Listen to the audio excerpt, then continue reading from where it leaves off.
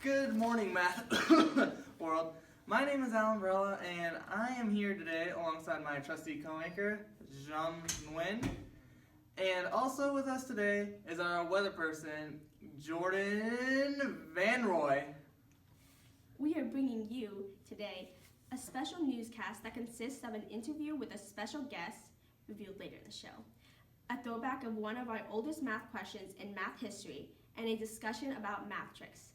Sit back and buckle up for the show. It's going to be a good one. But before we continue on with the show, here is Jordan Van Roy with the weather forecast for the day.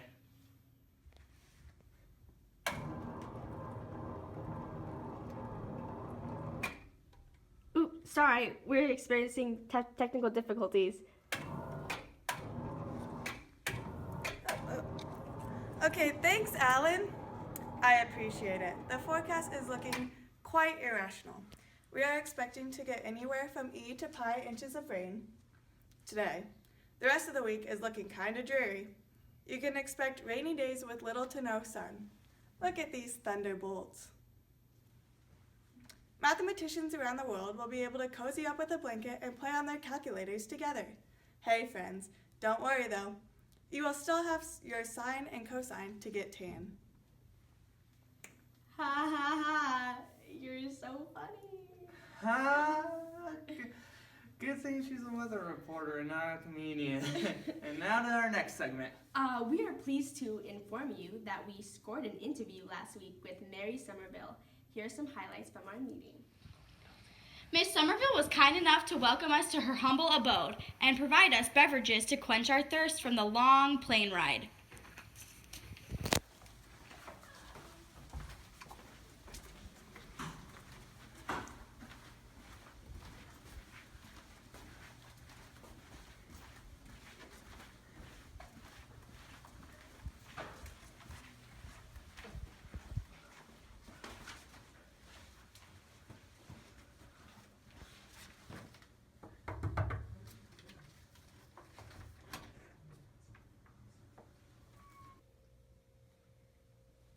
So, this is a lovely home you have here.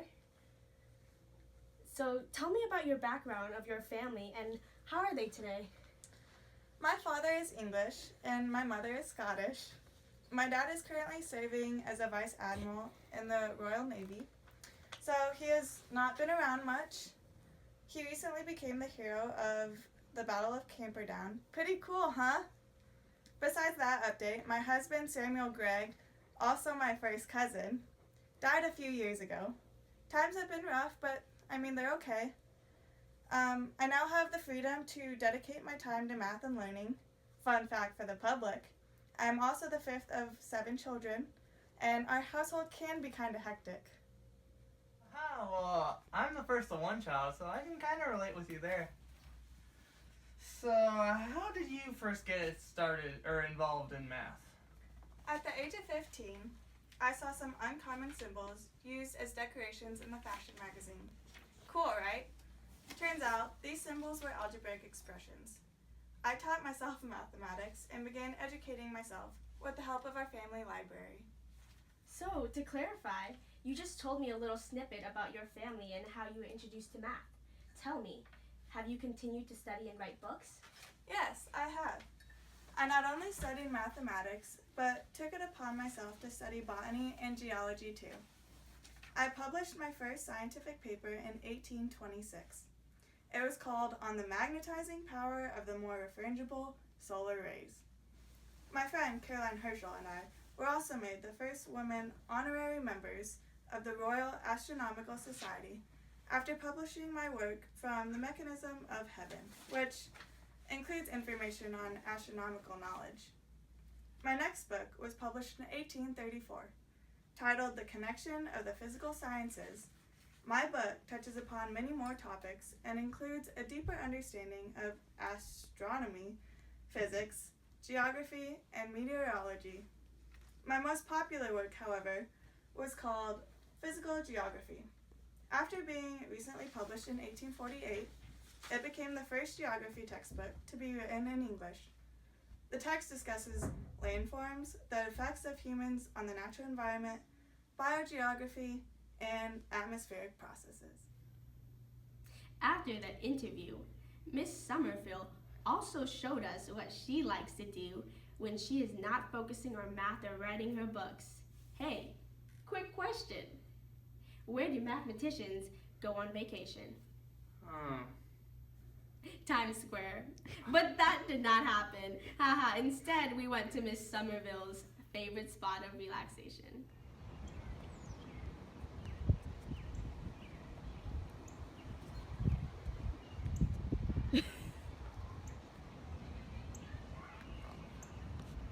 Yeah, smile. And then start making a weird face. Okay. That was a great interview. Mary Somerville is one heck of a lady, and if you ever get the chance to do so, to meet her, I would highly recommend doing it. What do you think about her? Did you enjoy meeting her? That's an interesting question, Alan. I enjoyed meeting her. We had great coffee, and there was this really great umbrella that was right behind me, and it was a lovely umbrella, but like it was just in my way. Okay, well, let me see. What do we got next? Well, up next, we'll take a look back into the past because it's Throwback Thursday today, folks, and later we will talk about our Mathematician of the Week. All this is heading your way after the break.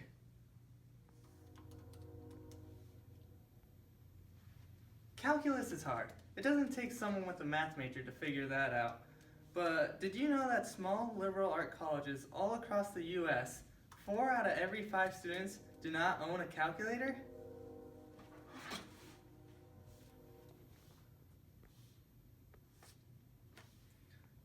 Well, it's time to put that to an end. We here at Calculate My Students are trying our hardest to put fully functioning calculators in the hands of those in need. However, we need your help, and for a small donation of $1 a day, you will be able to feel good about yourself knowing that you are able to help a poor college student own their very own calculator. Without receiving this calculator from Calculate My Students, my life as a mathematician would be over. Over the break, we received some breaking news. In the calculus world, students have been working hard trying to create an infinitely tall wedding cake for a couple who met at Six Flags Infinity, which is located right down the street in good old Crete, Nebraska. This lucky couple was happy to receive their first infinitely tall cake as a prize for their achievements in chess boxing. This cake consists of an infinite amount of rectangular prisms stacked on top of each other. But I'm no expert here. Ramen is the only food I can cook, and that was way back in my college days. Wait, didn't you even burn that? I have no idea what you're talking about. Anyway, we have an expert here to speak about the infinitely tall wedding cake. The creator herself, the one and only, a true connoisseur, Jordan Roy-Van. Oh, thank you for the lovely introduction. Anyway, I created the truncated pyramid square cake. This extraordinary wedding cake will be talked about for years after the wedding and is definitely a cake that you can eat but cannot frost.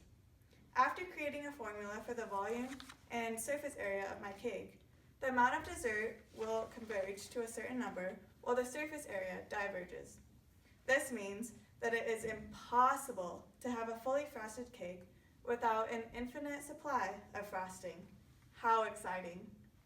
I also heard that this cake will be aesthetically pleasing. Ah, yes. You heard right. The cake will have group theory designs on it. Group theory is the study of symmetry and is central to abstract algebra. This theory studies algebraic structures known as groups. They are not only beautiful designs, but are educational. Ha ha ha. I am a great designer. Ha, go me. And now back to the fun-filled mathematical newscast. Thanks for staying with us today. Oh, and today is Thursday, so you know what that means?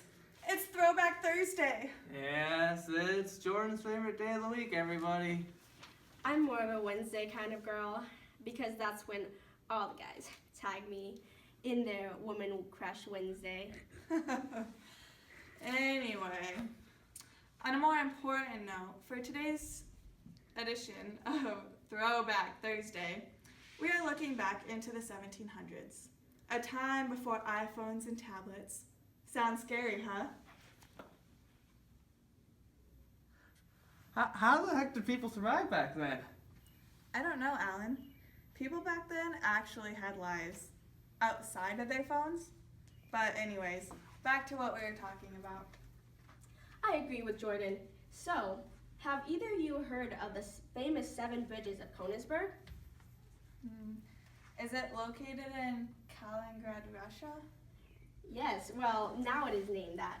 However, it used to be called Königsberg and was located in Prussia. In Königsberg, there was an area where 2 islands were formed due to the Prigo River. The 7 bridges of Königsberg connected the 2 islands and the surrounding land masses. These are the 7 bridges. Yes. How interesting. I heard that people would walk on these bridges every Sunday. Is that true? You heard right. Yes, people would try to walk across all of these bridges once and only once. No one was able to complete that walk, however, for the longest time, and there was no proof that it could not be done. That is until 1735, when a famous mathematician, Leonhard Euler, solved this problem. Yes. Euler used graph theory and topology to find out that you could not cross all of the 7 bridges of Königsberg only once. He found out that in order to cross all the bridges only once, the Eulerian path would need to have 0 or 2 vertices that would have an odd degree. And a Eulerian path is a graph that you can draw without going over an edge more than once. The amount of even vertices made no difference. This is the Eulerian path. So, let me get this right. The Eulerian path for the bridges have 4 vertices, 1, 2, 3, and 4. 3 of the vertices have 3 degrees, and 1 has 5 degrees. All 4 vertices have an odd degree, meaning that you cannot cross the bridges only once. Yes, that's exactly right, Jordan.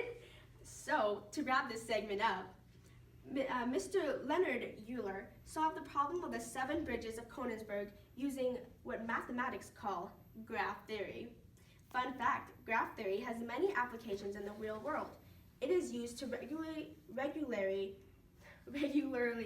when working with circuits, directing plane flights, and even when laying down pipelines. All right, viewers, I love talking about graph theory, but it's sadly time to move on. Now, we are going to have a quick word from our sponsors, and when we come back, we will finish up our daily news with some crazy mind tricks. This presentation is brought to you by Doan Athletes, the Doan Music Department, Do, re, mi, fa, sol, la, ti, do. the Doan Math Department, and everything Doan.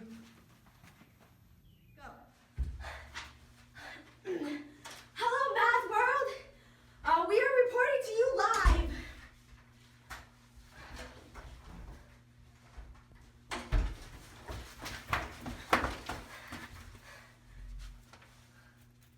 Mario the Mind Trick Mastermind was spotted in the area. We've been searching high and low to get an interview with him. We think we are hot on his trail. Go!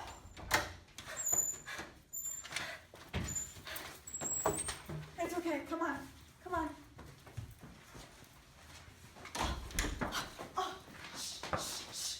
I think we have found him. Oh, sorry.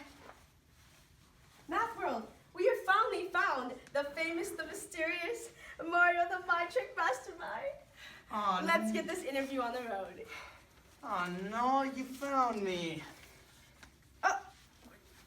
Please don't go. Aren't you the guy who invented a particular number sequence? It goes something like this, right? 0, 1, 1, 2, 3, 5, 8, 13. No, no, no, no! You fools! That is the Fibonacci sequence you are describing to me. Let me explain to you what I do through a simple trick. A simple mind trick. Okay. Okay. Both of you, please think of two numbers. Two. The first should be the number of the month of which you have been born in. The second number should be the day and the month in which you were born. Please write on the board so the viewers can see the action. I know people are watching. Okay.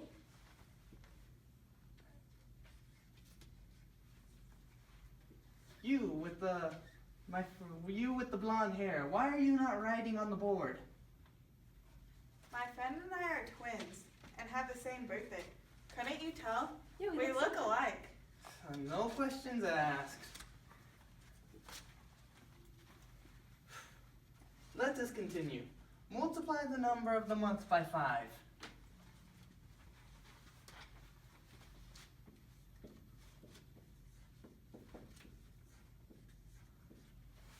Okay, very good. Now add 6 to the number.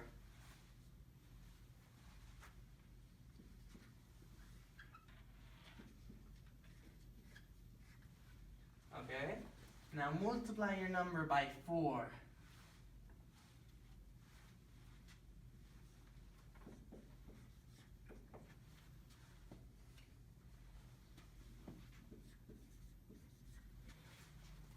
Alright, add 9.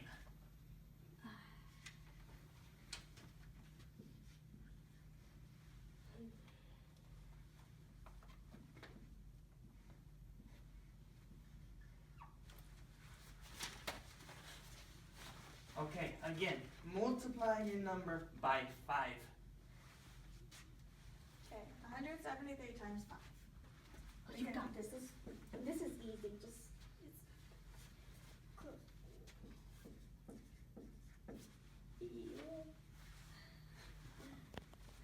Almost done, ladies. Subtract your new number by 165.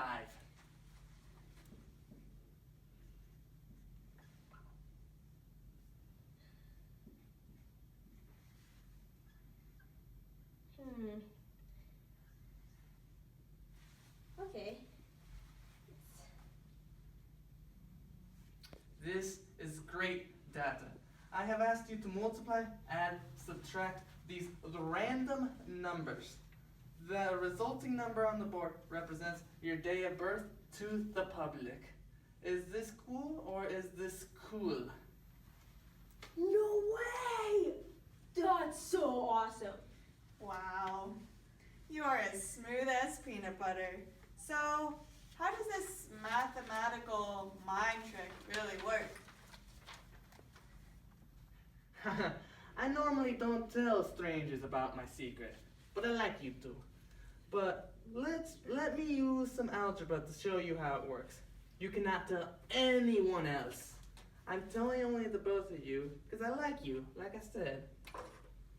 Alright. Let M equal month and D equal day. Simple, right? Okay. Alright. Step 2. Multiply the month number by 5. So we get 5M. Keeping along? Step 3. Add 6. Easy. Step 4. Multiply by 4. 20M plus 24. Then we'll add 9. So we get 20M plus 33. Multiply all of it again by 5. 100M plus 165. Step 7. We add the day on which you were born. 100M plus D plus 165. And now, to finish it off, we subtract by 165 and are left with 100M plus D. The 100 just moves over the month The 100 just moves the month over by 2 decimal places. So, are you two really twins? That is a story and a topic of discussion.